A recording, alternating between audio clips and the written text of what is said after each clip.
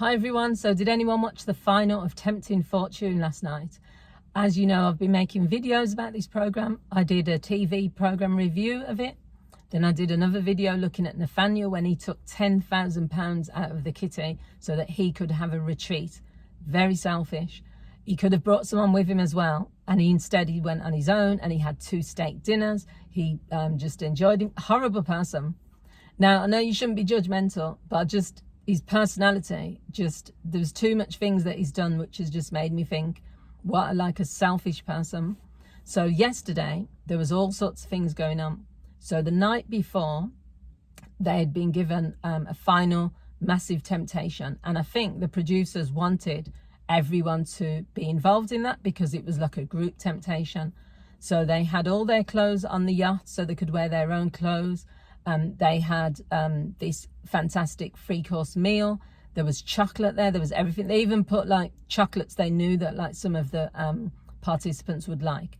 So what was interesting with that final temptation, the big one, was that Yugo, I can't work Yugo out. So Yugo is 20 years old.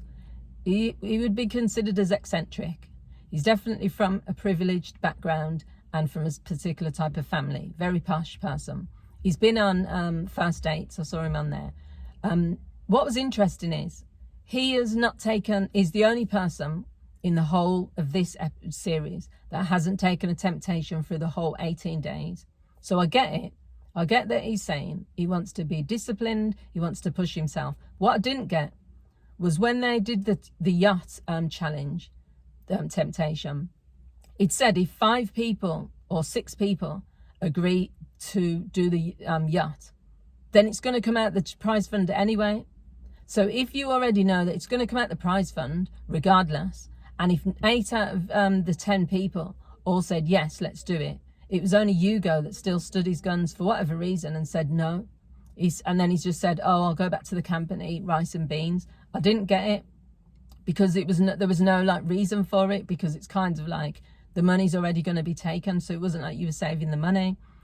He's got this thing where it's almost like too extreme, because when he was just kept saying, oh, I'm not going to take any it's not even about the temptations. I think it's more of there were certain experiences which he could have possibly said to himself, I'm never going to be on this island again. I'm never going to get some of these opportunities again. Even if he took one temptation, which didn't cost like too much money, it would have probably made more sense. I'm not saying that like I don't respect the fact that he went through the whole show without taking any. But if you think about it, at the very end, this is the bit which really got on my nerves yesterday. David, they had a suitcase, a backpack with £20,000 in it. This was the final temptation. So the plan was, they go in, you pair up in twos. So you go as a pair, you take it in turns to go into the woods and to decide whether you want to split that £20,000 between the 2 of you, or whether you want to leave it to be divided amongst the group. Everyone or most people knew that someone was going to take it because they just didn't have that level of trust to say that no one would. What was really shocking, not surprising, but shocking, is that David, who is supposedly a vicar, I don't believe that he's a real vicar. He can put on that little collar. He can be doing the pretending David is a crook. And I know that people are going to be like, what are you going on about? I just think he's just been snidey throughout the whole thing. First of all, he sneakily had a temptation with Nathaniel. They took like a cinnamon bun and coffee, and he lied.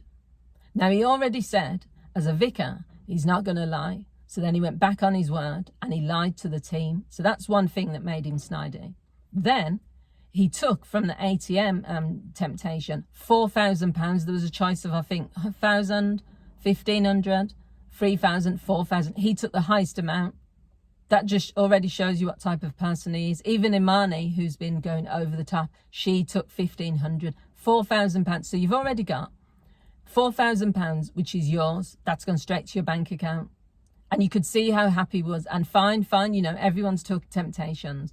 But I think yesterday was taking the piss, because him and Nathaniel went up to the the £20,000, and they didn't even hesitate. They just said, oh, you're the only one I can trust. And then they just took £20,000. So he's already got £14,000, which from the backpack, and the 4,000 he took from the ATM machine, as well as going to get the rest of, get the divided amount of that 300,000 amongst everyone else. Now, the thing that I don't respect is when he was making excuses. He was saying, oh, the reason I'm doing this is because God wants me to. The reason I'm doing this because I'm a husband and a father first. Now, any man of God, a priest, a pastor, or a vicar would never say, you know, obviously you're a husband, obviously you're a family, but the point is, if you're going to say that that's the reason that you're stealing money from other people, because it is stealing, and that's what the rest of the group thought as well. What about when you're in church and you need money for your wife and your kids? Are you going to steal from the congregation? It's about the morals. If other people were coming up, and they were coming up in pairs, and they were saying, I'm not going to take this money because my morals won't let me. I'm not going to take this money because I think we should all split it. For a vicar, a so-called vicar, to do it, it just disgusted me. It disgusted me. And Nathaniel, I was expecting him to take it because he's got no morals, and he also, he doesn't care about anyone. He just cares about himself. It's just, I know I shouldn't be kind of going in on both of them, because they're not the only people that have taken temptations. It's the sneaky way that they've done it. And it's the fact that, you know, David has walked away with £28,000 because he stole most of that. Whereas other people have walked away with like 14,000 this year out of, compared to the last episode. Last episode, people were walking away with 21, 22,000. It was evenly divided. There wasn't as many like money that was taken, and there wasn't the massive amounts that was taken. This year, to have someone walk away with 28,000, but then other people who haven't taken many temptations walk away with 14,000. It's still a lot of money. Still a lot of money to walk away with when you haven't really done much. But I just think, David, to me, if you're part of his church, I wouldn't trust him. I wouldn't trust him as a vicar. I wouldn't trust him as a person. I wouldn't, and I just think it's just, to me, it's just below the belt when you're using, everyone was rolling their eyes when he was using like Bible verses to try and justify him stealing that money. He was saying things like, God is wise. God put this in my path and all the rest of it. God did not tell you to steal from other people, when you could have just left that money, and you still would have gone away with a lot of money. But it's just conscience. Him and Nathaniel don't have a conscience, because they're just thinking, yeah. And he's saying to himself, yeah, I'm a husband and I'm a wife. Do you want to teach your children and your family that that's right, the correct behavior? Because to me, that's more important. You walking out there with your head held high and saying, you know, we did this as a team. Yes, I get it that other people were going to take it. So Sam was probably going to take it, she said, but she couldn't convince Trish. Who else was going to take it? Someone else. Tom was going to try and take it. The reason they were going to take it is because they knew the certain people in the group would have. But it's still coming down to the fact that, like, the vicar, it's just he has a certain character, and he should like abide by that. That's my opinion. He should have morals, a different type of moral fiber, and he doesn't. And it was disgusting. I was just looking, and I was thinking, really, I just thought, nah, no respect for Nathaniel, no respect for David. You know, I mean, I'm not saying that like they care. And I'm not saying that I am judging. I'm not going to say I'm not judging, because I am. But I was just really surprised, because I just thought, you've already got 4,000.